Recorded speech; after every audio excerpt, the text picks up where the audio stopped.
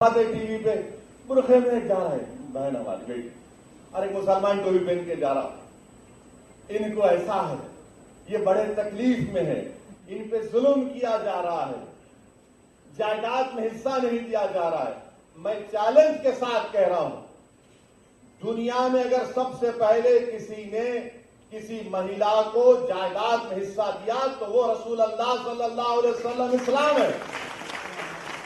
इस्लाम ने कहा दो औरत को जायदाद में हिस्सा दो। नहीं मगर आप टीवी पे दिखाते बड़ा जुल्म हो रहा। अरे ये बिल्किस बानो का जुल्म तुमको याद नहीं आया? बिल्किस बानो को तुम भूल गए? ये जो बच्चों को जो नासिक में गाड़ी से उतार कर बॉम्ब लिंचिंग करके मार दिया गया, उनकी कमजोरी तकलीफ याद नहीं आई तुमको?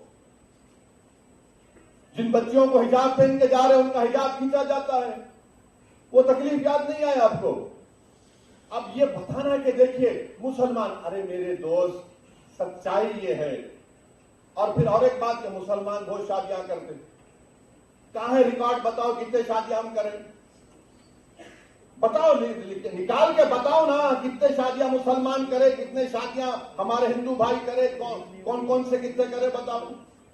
अच्छा जो करे उनके साथ उनकी जोरू नहीं रही थी।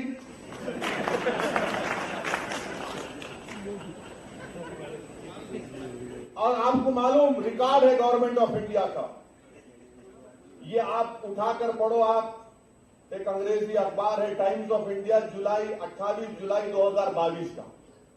हजरत गूगल पर जाइए, बहुत लोगों को शौक है आजकल रिलीजन दीन वहां से सीख रहे, उलमाओं के पैर के पास बैठ के नहीं सीख रहे, इसलिए मंचले निकल। तो 28 जुलाई 2022 का टाइम्स ऑफ इंडिया ये कहता है कि दो बीवियां 1.9 मुसलमान में है, ये 2019 का डेटा है। हिंदू भाइयों में 1.3 है और दीगर कौमों में 1.6 है।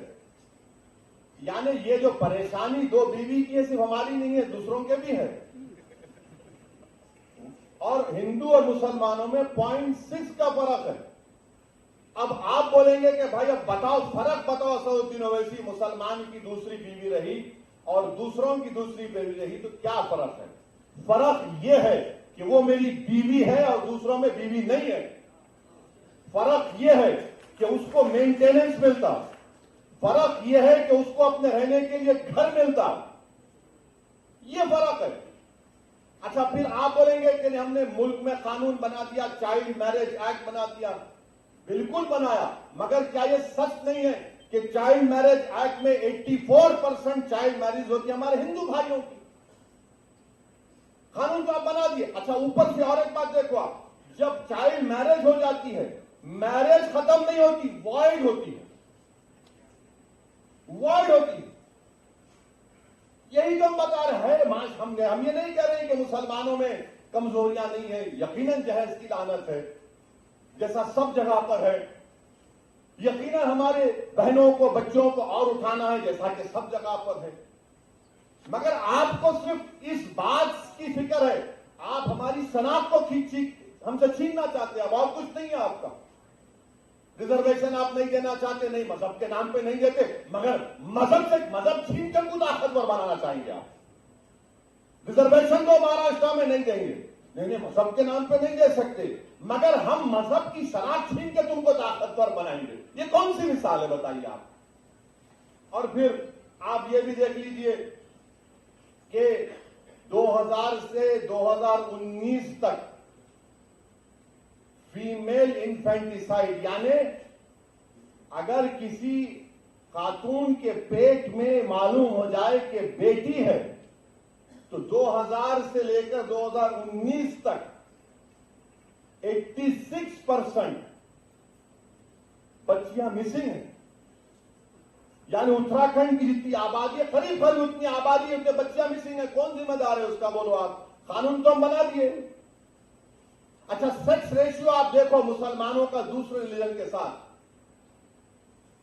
सबसे अच्छा सेक्स रेशियो मुसलमानों का है।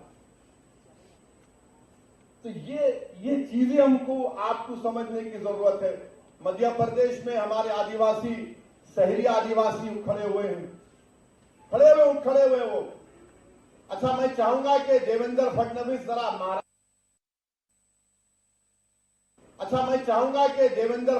जरा महाराष्ट्र के ट्राइबल एरिया में जाके बात करें यूसीसी की। शिंदे चले जाएं, अब तो 3 in 1 हो गए, अजीत पवार भी चले जाएं। महाराष्ट्र के आदिवासी एरिया में जाके बोले हम लाएंगे, देखो क्या नतीजा निकलता वहां पे। करवा छत्तीसगढ़ में जाके बोलो अब इलेक्शन है 3-4 महीने में। राजस्थान के कबाइलियों को बोलो, आप आदिवासियों को। हम यही बताना चाह रहे हैं कि ये जो भारत की खूबसूरती जिसका जिक्र इम्तियाज जलील साहब ने किया, यही खूबसूरती है भारत की। बार बार बोलते अमेरिका में ऐसा है कि अमेरिका में, अरे अमेरिका में ये कल्चर है। अमेरिका में इतने कल 2000 से 3000 कितने कल्चर है नहीं है। अच्छा, अमेरिका में हर स्टेट में उसका अलग कानून है, मगर फिर भी अमेरिका ताकतवर है, या उल्टा बोलते हैं। भारत के वजीर आजम बोले कि एक मुल्क में एक घर में 2 कानून कैसा रहेंगे। तो ये बातें इसको समझने की जरूरत है, और अगर नहीं समझेंगे तो फिर आप मुल्क को कमजोर करना चाहते हैं। और फिर किसी एक टीवी चैनल पे बोले कि हम एक सर्वे करें, 8000 औरतों का सर्वे करें।